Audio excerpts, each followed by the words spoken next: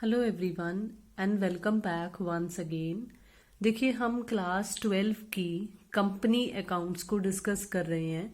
हम chapter number 1 issue of shares को discuss कर रहे हैं, जिसमें हम इशू एट पार के केस को बहुत अच्छे तरीके से समझ चुके हैं।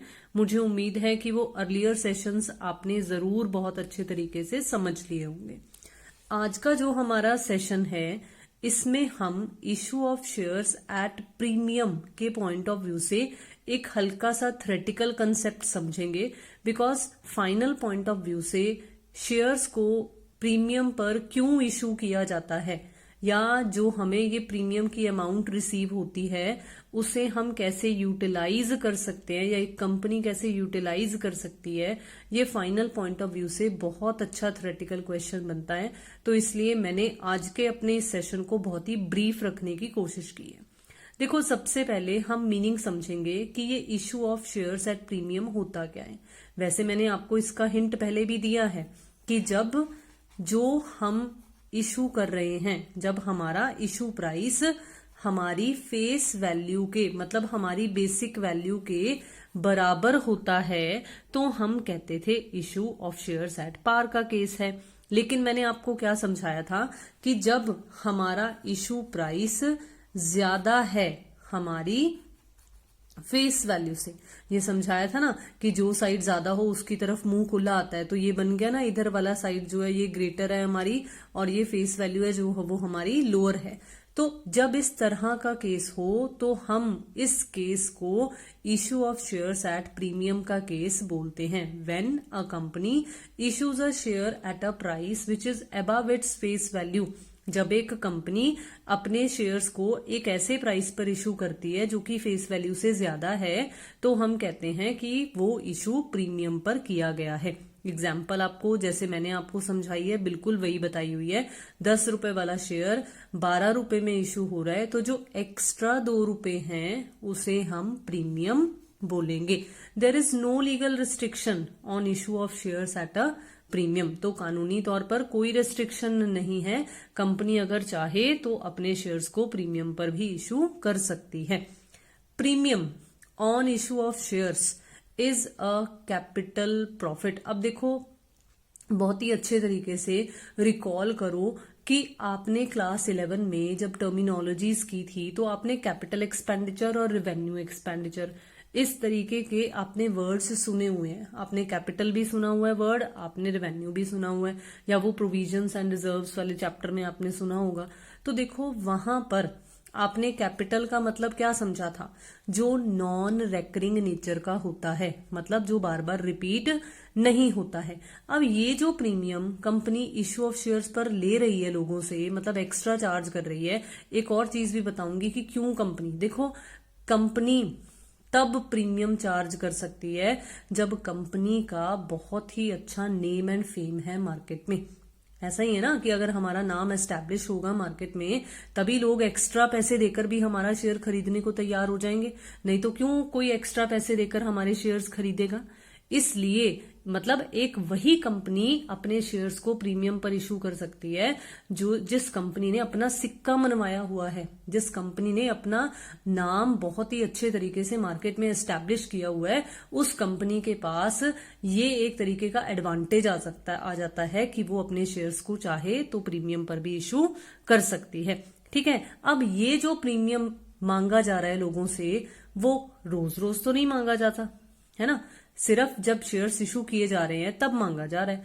तो जब ये नॉन रेकरिंग नेचर का है, तो इसलिए ये नॉन रेकरिंग नेचर की इनकम, ये नॉन रेकरिंग नेचर का सरप्लस, हम इसे कैपिटल प्रॉफिट की कैटेगरी में कवर करते हैं, रेवेन्यू प्रॉफिट की कैटेगरी में नहीं कवर किया जाता। इसलिए अब नॉमिनल अकाउंट का रूल लगाओ। नॉमिनल अकाउंट का रूल क्या कहता था, credit all incomes and gains. तो ये इनकम और गेन की कैटेगरी में ही कवर हो रहा है ना, तो दैट मीन्स ये जो हमारे पास प्रीमियम आएगा, हमें इसे क्या करना पड़ेगा, हमें इसे क्रेडिट करना पड़ेगा। तो इसे सेपरेटली एक अलग से अकाउंट में क्रेडिट किया जाता है, जिसे बोला जाता है सिक्योरिटीज प्रीमियम रिजर्व अकाउंट। ठीक है, और इसीलिए इसे बैलेंस शीट में अलग से शो किया जाता है। अब मैं आपको याद करने के लिए कहूंगी कि प्लीज याद कीजिए जो हमने presentation of share capital in balance sheet देखी थी, हमने शेड्यूल 3 के अकॉर्डिंगली भी समझी थी। अगर आप उसे रिकॉल करोगे तो आपको याद आएगा कि उसमें आपको ये बताया गया था कि रिजर्व्स एंड सरप्लस के हेड में हम सिक्योरिटीज प्रीमियम रिजर्व के खाते को शो करते हैं। तो ये बहुत इंपॉर्टेंट पैराग्राफ था। ऊपर वाले में तो सिर्फ आपको मीनिंग बताया गया, लेकिन इस वाले में कैसे क्या अकाउंट ओपन होगा, क्या नेचर है सिक्योरिटीज प्रीमियम का, कि वो कैपिटल नेचर का है, रेवेन्यू नेचर का नहीं है, प्लस बैलेंस शीट में उसकी प्रेजेंटेशन कैसे होगी वो आपको यहाँ पर बताया गया है। अब देखो, आपको एक बॉक्स में एक बहुत ही अच्छी बात बता रखी है कि कौन सा वर्ड यूज किया जाए, सिक्योरिटीज प्रीमियम अकाउंट या जो यहाँ वर्ड आया था साथ में रिजर्व लिखा हुआ उसका इस्तेमाल किया जाए। अब बताने को तो मैं आपको सीधा ही सिंपली बता दूं कि आप कोई भी वर्ड यूज कर सकते हो, लेकिन आपको डिफरेंस पता होना चाहिए। तो क्या डिफरेंस है या किस बेसिस पर ये थोड़ा सा डिफरेंशिएशन आ रहा है। देखो, जो कंपनीज एक्ट 2013 का सेक्शन 52 सबसेक्शन 1 है, वो तो कहता है सिक्योरिटीज प्रीमियम अकाउंट ओपन करो, लेकिन जो कंपनीज एक्ट का ही 2013 का ही शेड्यूल 3 है, जिसके अकॉर्डिंगली हमने, फिर से याद करवाऊंगी, बैलेंस शीट की प्रेजेंटेशन या यूं कहूंगी शेयर कैपिटल की प्रेजेंटेशन बैलेंस शीट में हमने देखी थी, उसमें अगर आपको याद हो तो वर्ड जो था वो सिक्योरिटीज प्रीमियम रिजर्व था। तो ये एक हल्का सा डिफरेंस है। रेस्ट इसका हमारी जर्नल एंट्रीज पर कोई भी असर या कोई भी फर्क नहीं दिखने वाला है। तो आप अगर चाहो तो दोनों में से कोई भी नाम यूज कर सकते हो। अब आते हैं हमारे इस सेशन के मोस्ट इंपॉर्टेंट पार्ट की तरफ, जो कि है ये वो थ्योरेटिकल पॉइंट ऑफ व्यू से अच्छा क्वेश्चन है, जो कि मैं आपको कह रही हूं कि फाइनल पॉइंट ऑफ व्यू से बहुत अच्छी वेटेज रखता है। अंडर सेक्शन 52 सबसेक्शन 2, देखो सबसेक्शन 1 में तो सिर्फ ये बात बताई गई थी कि आप सिक्योरिटीज प्रीमियम अकाउंट को क्रेडिट करोगे जब secure issues of shares at premium होगा, लेकिन सेक्शन 52 सबसेक्शन 2 में हमें ये बताया गया है कि हम इस amount of securities premium reserve को कहां कहां यूज कर सकते हैं, या वो कौन कौन से पर्पस हैं जहां पर इसका इस्तेमाल किया जा सकता है। सबसे पहला है प्रीलिमिनरी एक्सपेंसेस को लेकर। अब फिर से यहां पर याद करवाऊंगी कि भाई जो मैंने आपको प्रीलिमिनरी एक्सपेंसेस से रिलेटेड एक सेशन दिया था वो याद करो, और अगर नहीं देखा है, नहीं चेक किया है, तो ना अर्लियर सभी सेशन के लिंक्स आपको डिस्क्रिप्शन बॉक्स में प्रोवाइड किए गए हैं, आप वहां से जाकर जरूर चेक कीजिए। मैंने हर एक पार्ट के साथ लिखा हुआ है कि कौन से पार्ट में हमने क्या डिस्कस किया है, ताकि आपको आसानी हो जाए चेक करने में। तो प्रीलिमिनरी एक्सपेंसेस वाला जब हमने किया था तब हमने समझा था कि इसे राइट ऑफ करना होता है, और इसे राइट ऑफ कैसे करना होता है वो भी हमने उसमें ही देखा था कि सिक्योरिटीज प्रीमियम रिजर्व का अगर अकाउंट पड़ा है, बैलेंस पड़ा है, तो पहले उसे यूज कर लो, अगर वो नहीं है तो statement of profit and loss account से इसे राइट ऑफ कर देना है। तो दैट मीन्स हमारा सिक्योरिटीज प्रीमियम रिजर्व यूज हो रहा है ना, तो सबसे पहला जो पर्पस है वो प्रीलिमिनरी एक्सपेंसेस का ही बन जाता है कि हम प्रीलिमिनरी एक्सपेंसेस को राइट ऑफ, या हिंदी में जिसे कहते हैं कि अपलिखित करने के लिए हम सिक्योरिटीज प्रीमियम रिजर्व का यूज कर सकते हैं। बिल्कुल इसी तरीके से सेकंड यूज देखिए क्या है, for writing off the expenses, commission और discount allowed on the issue of shares और डिबेंचर्स ऑफ द कंपनी। मैं यहां पर आपको हल्का सा एक करेक्शन करवाऊंगी कि जो डिबेंचर्स हैं उनके केस में तो डिस्काउंट है, लेकिन शेयर्स के केस में हम शेयर्स को डिस्काउंट पर इशू नहीं कर सकते हैं। ये बैन हो गया है, मतलब ये बंद हो चुका है एक तरीके से, कंपनीज एक्ट की ही अमेंडमेंट्स के बाद बंद कर दिया गया। अर्लियर किए जा सकते होते थे, शेयर्स को हम पार, प्रीमियम और डिस्काउंट पर इशू कर सकते थे। तो बेसिकली हम अगर सिंपल सा इसे पढ़ें तो कंपनी जो शेयर्स और डिवेंचर्स मतलब जो सिक्योरिटीज इशू करती हैं उस इशू के दौरान कंपनी को कुछ एक्सपेंसेस बियर करने पड़ सकते हैं, कुछ कमीशंस भी पे करनी पड़ सकती हैं। तो उन सब एक्सपेंसेस को, उन कमीशंस को राइट ऑफ करने के लिए हम सिक्योरिटीज प्रीमियम का यूज कर सकते हैं। बिल्कुल इसी तरीके से अब देखो नेक्स्ट आपके पास है बोनस शेयर्स। अब फिर से याद करो, मैंने आपको बोनस शेयर करवाया है, हमने इक्विटी शेयर, प्रेफरेंस शेयर्स ये जब पढ़े थे, डिफरेंसेस भी पढ़े थे, तो बोनस शेयर का भी जिक्र आया था और हमने बोनस शेयर्स भी समझे हैं।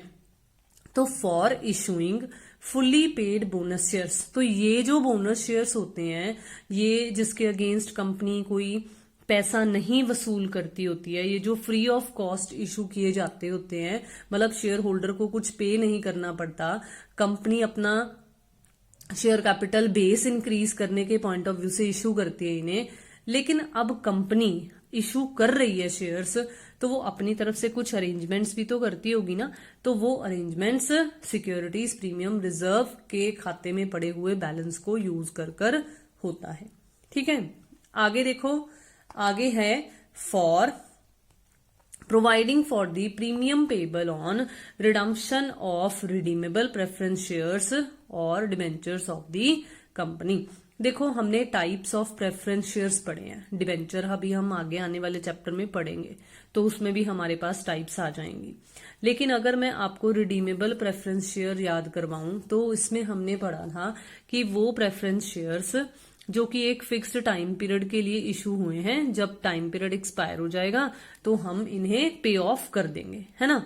तो अब अगर इन्हें पे ऑफ करना है या इन्हें पे ऑफ प्रीमियम पर भी अगर किया जा सकता है, तो उस वक्त वो प्रीमियम जो हमें पे करना पड़ेगा, वो जो एक्स्ट्रा पेमेंट हमें करनी पड़ेगी, उसके लिए अरेंजमेंट भी तो करना पड़ेगा ना कहीं से। तो वो अरेंजमेंट हम कहां से करेंगे? सिक्योरिटीज प्रीमियम रिजर्व में से करेंगे। ठीक है, बिल्कुल इसी तरीके से एक नया और बहुत अच्छा कंसेप्ट है for the buyback of its own shares and other securities as per section 68। पहले इसका एक छोटा सा मीनिंग देखते हैं, फिर समझते हैं कि ये कैसे यूज होगा।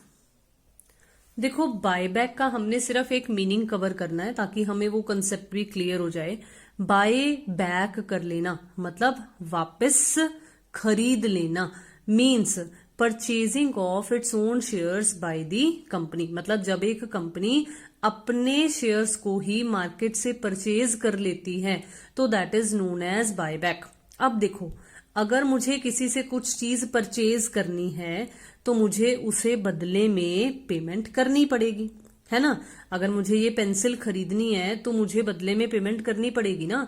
तो बिल्कुल इसी तरीके से है कि कंपनी अगर अपने ही शेयर्स को खरीद रही है तो जिन शेयर होल्डर से वो खरीदेगी कंपनी को उन्हें कुछ पे भी तो करना पड़ेगा। अब फिर से अगर पे करना है तो अरेंजमेंट करनी पड़ेगी, और अरेंजमेंट कहां से होगी? देखो यहां पर भी आपको हिंट दिया गया है, बताया गया है कि कंपनी अपने शेयर्स को बायबैक कर सकती है। कैसे कर सकती है? अपने फ्री रिजर्व्स को यूज कर सिक्योरिटीज प्रीमियम अकाउंट को यूज कर। तो मुझे उम्मीद है कि वो वही वाला पॉइंट अब आपको क्लियर हो गया कि हाँ, सिक्योरिटीज प्रीमियम का यूज किया जा सकता है for the buyback of shares as per section 68 of companies act. तो मुझे उम्मीद है कि आज का ये हमारा छोटा सा सेशन जिसमें हमने सिक्योरिटीज प्रीमियम की इस थ्योरेटिकल कंसेप्ट को कवर किया है, ये आपको बहुत ही अच्छे तरीके से समझ में आया होगा।